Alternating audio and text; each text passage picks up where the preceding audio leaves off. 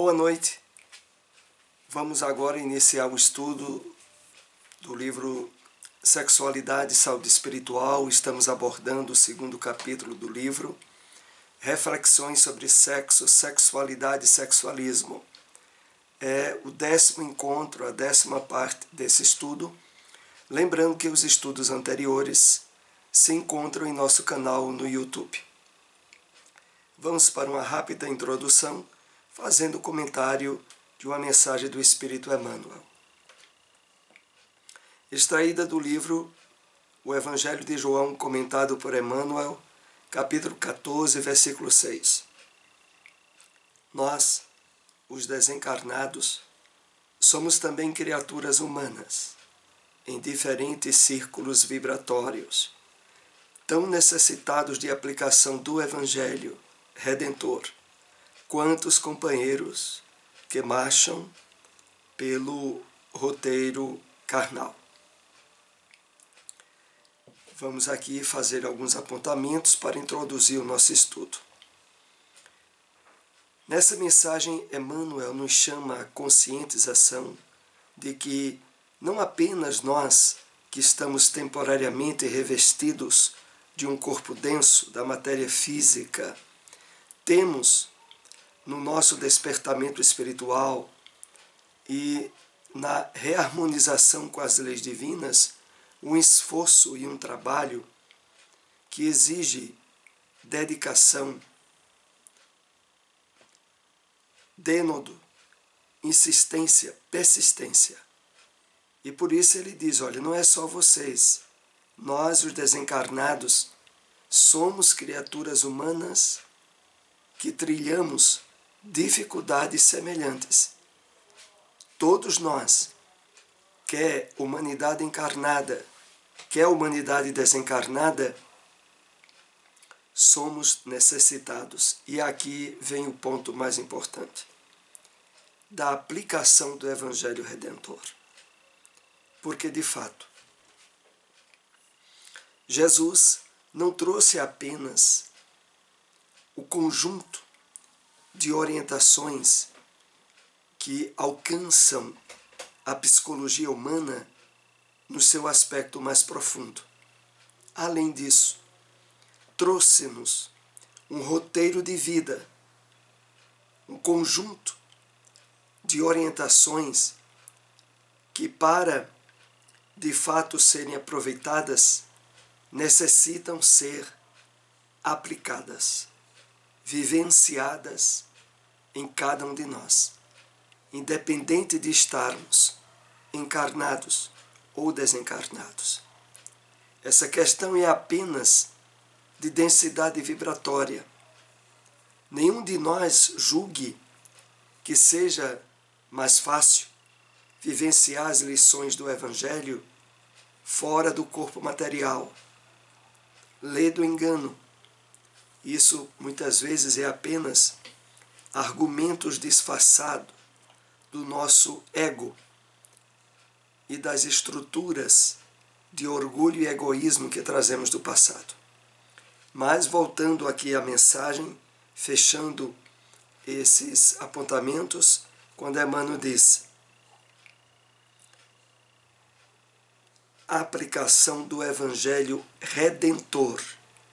Redentor como sinônimo verdadeiro e profundo de libertador. Na verdade, enquanto não nos abrimos profundamente à renovação propiciada pelo Evangelho do Cristo, nós estaremos sendo escravos da ilusão da matéria, projetados num campo de sombra aonde, inúmeras vezes, vivenciamos um nível de sofrimento, de infelicidade, pelo fato de não termos feito o esforço devido nesse trabalho de despertamento espiritual que há mais de 2000 anos nós somos convidados. Então, é a isso que Emmanuel aqui nos chama a atenção, a reflexão. Vamos para o nosso estudo. Hoje nós estaremos nessa 10ª parte, fechando os esclarecimentos a respeito da pedofilia. Diversos aspectos que andamos trabalhando até o estudo de hoje, e com ele iremos concluir essa parte que está no capítulo 2 do livro Sexualidade e Saúde Espiritual, a que motivamos muito a aquisição, a leitura de toda a obra. Aqui, como sempre dissemos, apenas estabelecemos o comentário de alguns trechos, de algumas partes. Quais as consequências psíquicas e espirituais para a criança que é vítima de pedofilia? As consequências psíquicas são os traumas de ordem emocional profunda, que vão desde lapsos de memória aos transtornos da personalidade, estados de fobia, dentre outras. Realmente é muito importante para entendermos a gravidade desse crime e estabelecermos diretrizes seguras, não só para evitá-los, mas também para as possibilidades de amparo e de ajuda aos sofrimentos dele decorrente para a criança, é objeto desse estudo nesta obra Sexualidade e Saúde Espiritual. Então, não é apenas, como muitas vezes passa-se na mente do pedófilo, um simples ato, um simples gesto de abuso sexual. Não. É um gravíssimo crime de consequências que hoje estaremos analisando, algumas terríveis, ao ponto de, inúmeras vezes, levar a tentativas de suicídio, ou ao próprio suicídio mesmo, como iremos ver. Então, dentre as consequências, quando aqui é referido desde lapsos de memória, é que aquilo marca tão dolorosamente o psiquismo da criança, que ela tenta, por um mecanismo inconsciente, não lembrar, não querer, não possibilitar a recordação do que aconteceu. Não obstante, essa tentativa não consegue evitar os danos psíquicos profundos dele decorrentes. Aqui também é citado os transtornos da personalidade e estados de fobia. Então, desde o vasto campo de consequências danosas e profundamente dolorosas para a criança, surgem estados de síndrome de fobia e que levam a traumas a nível psíquico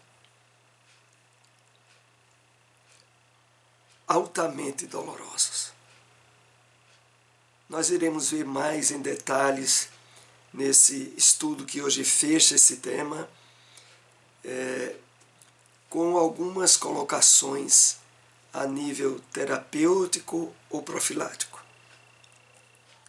As consequências espirituais também são profundas. O espírito se revolta contra a sua própria imagem infantil, abre-se para uma desconfiança muito profunda de sua própria existência, de sua própria realidade, e culminar depois em suicídio. Então, há como consequência desse crime um nível íntimo de revolta, de contrariedade pela criança, a si mesmo, à vida, a Deus, pelo fato de entrar em um processo de autoflagelação, de autocondenação, de achar que a sua vida, a sua existência não vale nada. Por que é que aquilo lhe aconteceu? Por que é que aquilo foi permitido pelas leis divinas.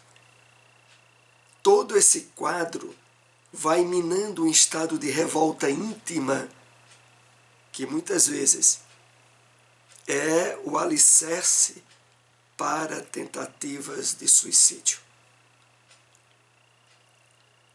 O espírito acredita-se que seja um ser completamente abandonado, indefeso, desprotegido, e se rebela contra isso. Transfere essa revolta não apenas para as criaturas, mas para o Criador. E, por meio desse mecanismo, formula dramas emocionais. Então, há no íntimo da criança e mais adiante do jovem um nível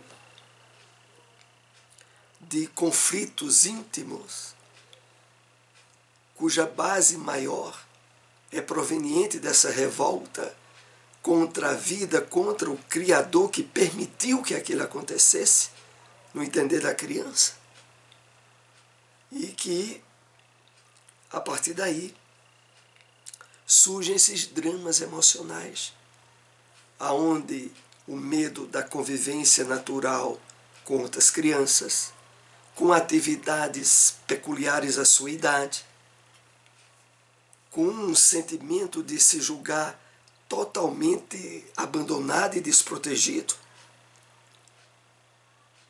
pela família que não cuidou, que não zelou para que evitasse que aquilo acontecesse.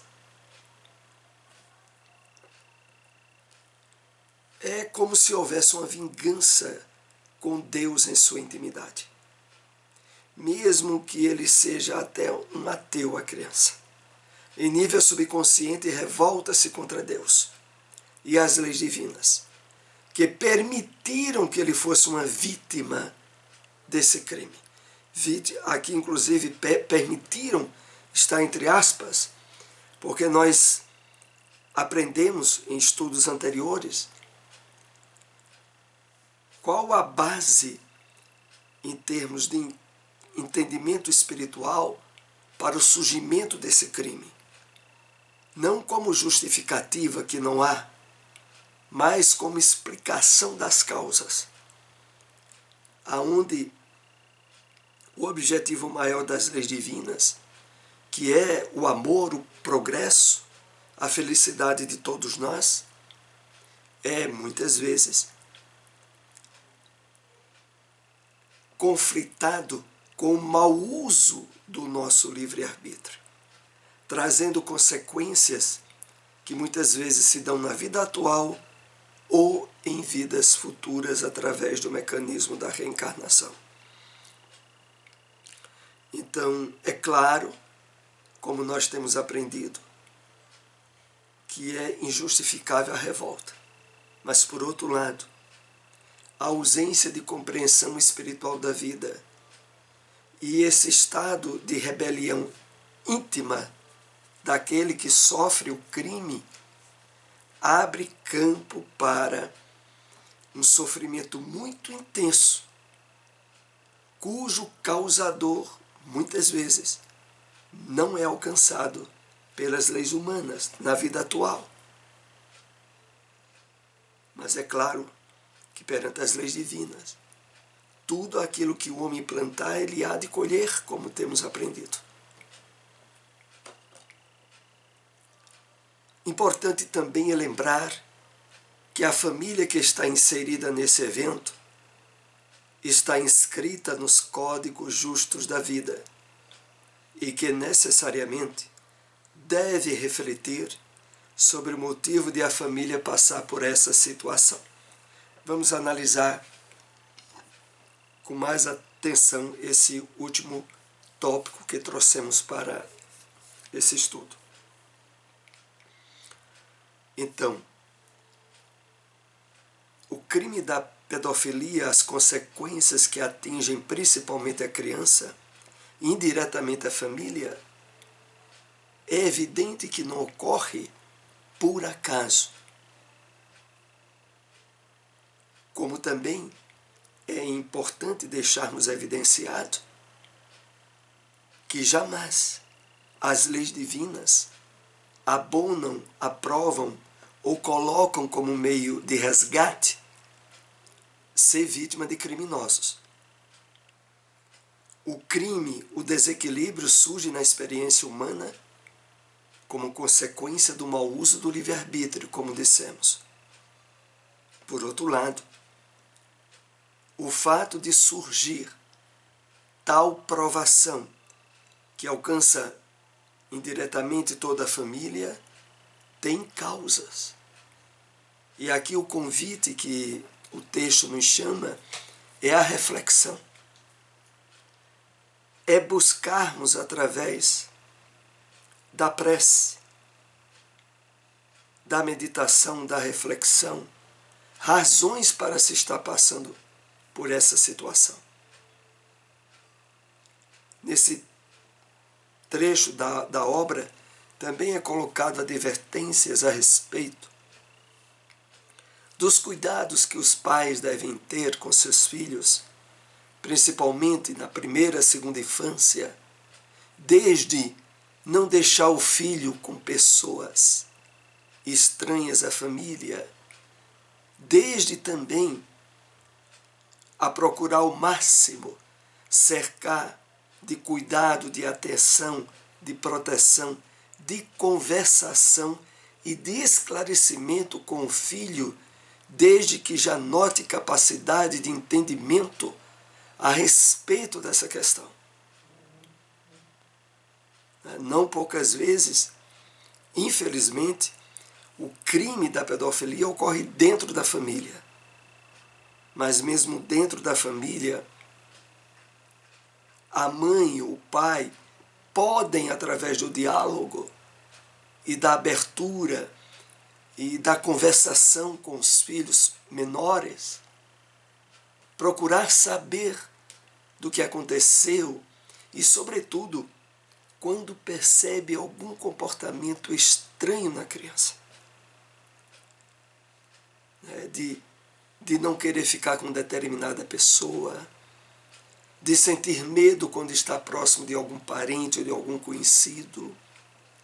Detalhes que principalmente a mãe atenta a esses detalhes pode perceber. E a partir daí, evitar que esse crime se perpetue ou se acentue, sem buscar, ao perceber logo a existência, os meios de interrupção e de amparo espiritual, psíquico, emocional ao filho ou à filha.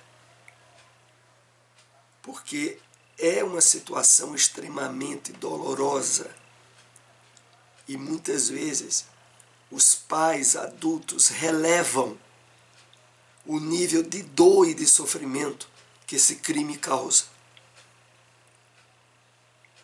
Nós sempre lembramos também de indicar o serviço do CVV, do Centro de Valorização da Vida, que através do telefone 188 presta amparo, apoio emocional a situações de sofrimento emocional, de conflitos associados muitas vezes a assédios sexuais, a pedofilia, aonde essa instituição CVV presta amparo a todos que ligam.